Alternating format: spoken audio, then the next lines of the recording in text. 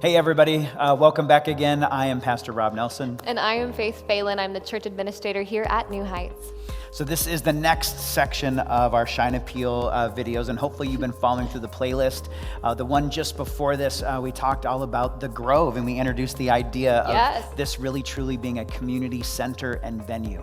Well, now we want to take you inside the building. We're going to show you some renderings of what it's going to look like. We'll walk you through the layout of the building and introduce just kind of the whole concept of both the building and the property, the whole campus. Absolutely. So you want to show us what the layout looks like? Sure. So if you're new to our project and you didn't get some of these materials, if you go to our website, you'll find a link to our 2021 Shine brochure. And in that brochure, you're going to see this layout picture. And this is a great way for you to learn more about our project and all the details on the inside. And so we're going to walk you through all of these pieces today. And you can find those in that virtual brochure, or you can just follow along as we talk. So as we move forward, Pastor Rob is going to go ahead and take you inside. Okay. Well, let me show you the outside first. Oh, right. Yeah. Okay, so we've got a shot of the outside. This is kind of a rough drawing, but gives you an idea. So here we look at the building. This is kind of looking from the Highway 14 side, looking north towards the building, and maybe even a little towards where the intersection is. But you see the entrance is right there in the middle. There's a lot of glass on these walls. We're going to walk you again through those spaces, but just to give you an idea, this doesn't look like a typical church, but it is a space that's meant to beckon the community. Hey, come on in, this is for everybody. Absolutely. So when you walk through those central front doors, you're now in our lobby. And so those doors at the back of the image are actually those front doors. This is what you would walk into. And on that left wall, you'll notice the welcome desk, a way that people will know exactly where to go and where to get more information, as well as some community rooms that have those fun garage doors that we'll get to share with you a little bit more about later. As we continue along that wall, we now are at the back of the lobby, the gathering area. And so you'll notice those beautiful windows kind of beckoning you farther into that space. And you'll notice those columns actually allow for a patio space out back. So there's a gathering area right outside of that internal gathering area as well. As we continue along that wall, you're now seeing the right side of the gathering area. And you'll notice that there's a fellowship counter, a place to do coffee and donuts like usual, but then there's also a really big hole in the wall. And let's talk more about that. So this is actually part of our worship area. Pastor Rob, why don't you take us into the worship center? Yeah, absolutely. So that back wall is what we call a panel wall. It folds up so we could have it opened or closed. So here's a view from in the worship center looking out into the gathering space back beyond. So let me name a couple things here. First of all, the chairs you see in this picture are not our current chairs. They're just what they had in their stock footage. So we'll be bringing our chairs. It won't look so much like pews.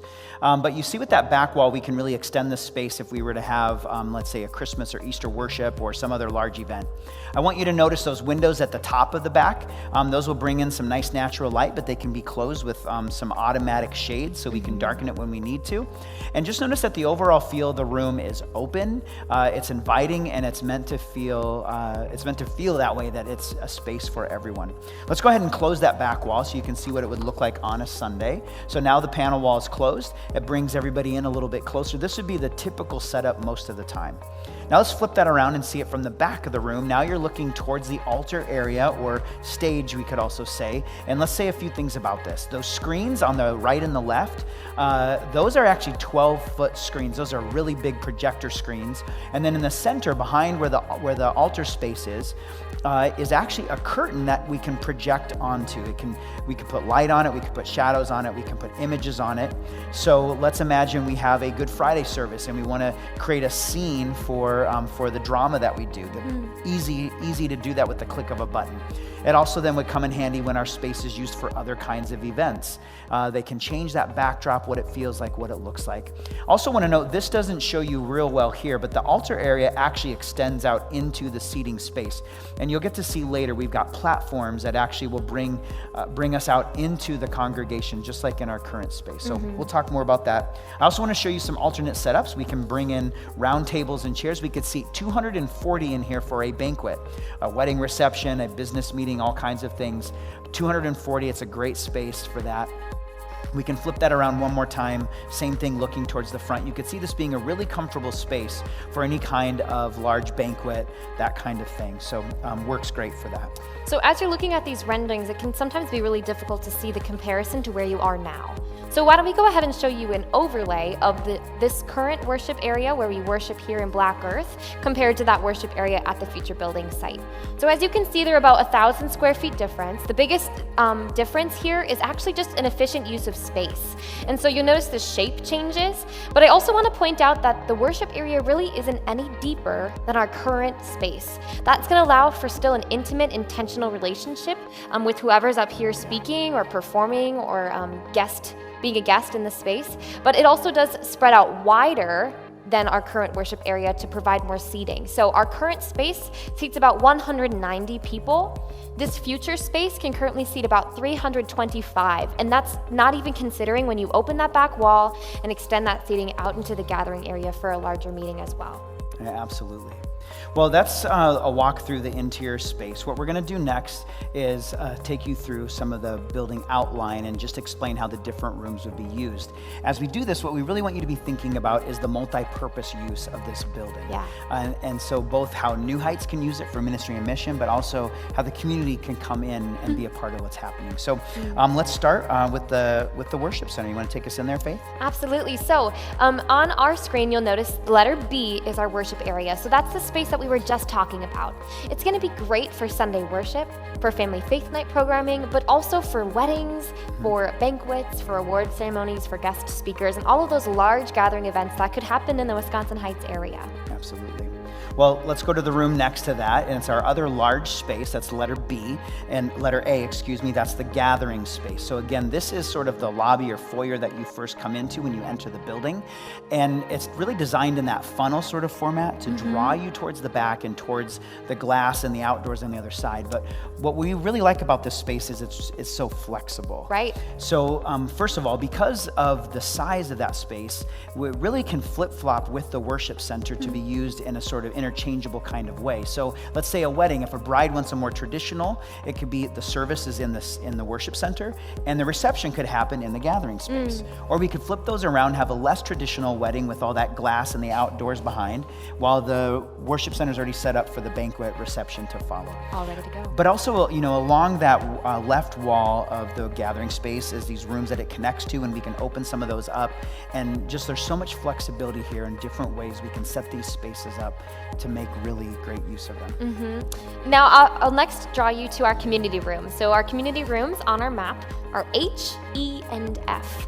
And so these spaces are, different sizes with different purposes intended. So the ones on the left side are going to be great for, all of them will be great for family faith night, for Bible studies, small group gatherings, but some of them may be set up more for a conference setting. Some of them are set up, we have a lounge area, so great for counseling or grief support. And then also we have more of like a green room space where musicians could go and watch the stream and come before, but maybe there's a organization that wants to meet in there and also stream something else or come in and use those speaker systems in the same way. So lots of different flexibility. There are 8 different community rooms in our section, and all of them are made to be flexible and multi-purpose and used all throughout the week.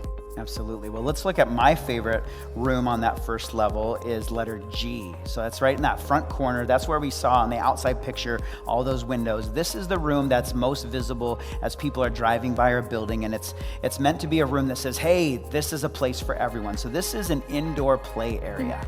This is really geared for kids. And as Stephen Peterson, one of our vision team members, said, he said, I think he just ran the money. He said, I won't be able to drive by with my kids without them saying, Daddy, can we stop? When can we stop and play? And that's the idea here, that we want intentional space that says, this is for you out there in the community. We love kids in this place. We love families in this place. We're not a typical church. We're really, truly here for the community. And so I think there's lots of opportunities. Let me say another piece around that. Imagine how this would look, first of all, on Sunday morning. So before worship, mom and dad can say to the little ones, hey, if worship goes well today, we can go play in the play area afterwards. And you can imagine church gets over and the kids book it over to the play area. Parents, grandparents, whoever, standing around with fellowship and conversation while the children are having having fun. But also, we intend that this is a space that could be rented out for, let's say, a birthday party. The room that's just above it will have barn doors that connect them. So that could be the party room where the cake is at, where the presents are, and then you have the play space. So this could be rented out for by lots of people for that kind of thing. And we also could just imagine that throughout the week, especially in the winter. Anybody that's home with kids, you get tired of being stuck inside. Here's a space where you can go, kids can play, get out some energy, and parents or adults can interact with coffee and conversation. So Right. lots of opportunity. So in the center of our building is actually our kitchen. Now what's really special about that is it's a warming kitchen. So it's made specifically for catering and large group meals. If you think of, 150 kids on a Wednesday night, well, that's a lot of food to prep in a Yes. small space. But the other amazing thing about having a kitchen right in the center is that it can easily cater to any of those other spaces. So say there was a reception in the worship area, well, there's a kitchen right there, can easily get at food. Say there was something happening in that gathering area, kitchen's right there, easy to get at food, but also maybe there's coffee and desserts happening down in one of our conference rooms, right? Well, kitchen's right in the center, an easy cart just down the hallway. So made for catering, made for large groups, but great for serving no matter where groups may be gathering in our space. Yeah, absolutely. Okay, well, right next to that is another favorite space of mine, letter D. This is our prayer room. And this is something that we've really been missing in our current building. We're excited to have this. And, so many of you have joined me for prayer during worship in the back of our worship space. And that's always been a wonderful thing. But we've struggled with, what about privacy? And what about those times where someone just needs a quiet place where, they don't have to worry about any other eyes on them? So this is a space that could be used on Sunday morning with prayer team members. It also could be used during the week to just come in for some quiet time, some meditation. It also could be a space for a small group of 4 or 5 can meet in there. But I also want you to notice that on that drawing, there's 2 doors, there's 2 entrances to that prayer room, one from the worship center side and one from the sort of back hallway. And what that really allows for is for discretion. So let's say a Sunday morning you need prayer and you find that you're really just kind of overwhelmed with emotion. That can be really hard in a public setting. This would allow you the option, if you felt uncomfortable, of just sneaking out that back door and knowing that you could have that to yourself and not have to have anybody else see you as you're working through that. So anyway, just excited about that kind of privacy and the opportunity for prayer. Absolutely. So this building has a partial mezzanine as well. So there's also an administrative space that you can find in that brochure. And so we're looking at just a lot of flexibility and an opportunity to have more people and more events and things happening in our spaces, right? Absolutely. So as we look outside now, we talked about the excitement of our campus as well. And so Janet Balster, a landscape architect here at New Heights, has made a concept map for our larger 10-acre plot. And so to kind of get you oriented, if you're looking at that, the left side is Highway 78. And the south side is our Highway 14. So that's kind of what you're looking at when you're seeing this. This can also be found in that brochure that we mentioned at the beginning of our talk today. And so let's walk you through some of the pieces of this site as well. Well, again, we've got sacred space, not only in the building, but outside. And so one of my favorite places is a prayer labyrinth. It's right up there at the top of the picture, you'll see. And the prayer labyrinth is, if you've never participated in that before, that is a space that's really designed for a quiet, intentional, meditative prayer. And some people would think, oh, that looks like a maze. It's not really a maze, but it is a really intricate path that can be done by anybody on their own, or a small group, or a confirmation class could do that as a prayer meditative exercise. So just intentional prayer meditation, sacred space. Yeah, and so right next to that on the north side is also our fire shelter and pit. And so this is going to be great for events happening on the north side. That could be praise and worship, that could be a small group, that also could be a family reunion or a Tuesday afternoon picnic, right? Absolutely. Now the awesome thing about it being far on the north side of the lot means that there could be an event happening at our fire pit and our shelter and a completely different event happening in our main space, and there would be no problem with those groups coinciding at the same time. Yeah, and that's what I think, with having 10 acres, it really affords us a lot of opportunities and possibilities. So one of those is we have a large central green space, event space, right in the middle of all of this. So the buildings to the south, those other things to the north. And so we'll be able to offer all sorts of things. So this could be family faith night, outside activities, or vacation Bible school, great play area. It also could be a wedding, an outdoor wedding happens there, or some other kind of, let's say, a community fair. We can bring people in and offer this just really fun outdoor space for people to be in. We Yeah. also can orient it towards the building, or we could orient things towards the backside. So lots of options with this outdoor event space. Now, speaking of other gathering areas, right? Our space also has some small gathering areas built in on the north and south side of the building. And so one of those is that patio that I mentioned while we were doing a rendering walkthrough. But the other one is on the kind of the entrance side. And so this is a great place for people to come have coffee, meet outdoors, do, if you want a co-working space and you just want to use the Wi-Fi outdoors, it could be great for that.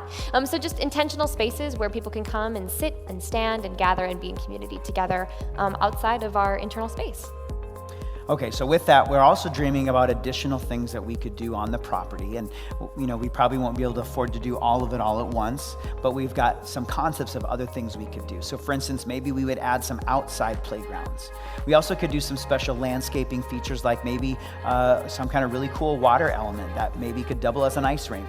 Also, many of you are familiar with our prayer walk. Maybe at some point we want to make that more accessible for everybody, and maybe we can pave that or do something else to make it a nice level, accessible opportunity for everyone. Right. So this is a sneak peek at some of the details of our building.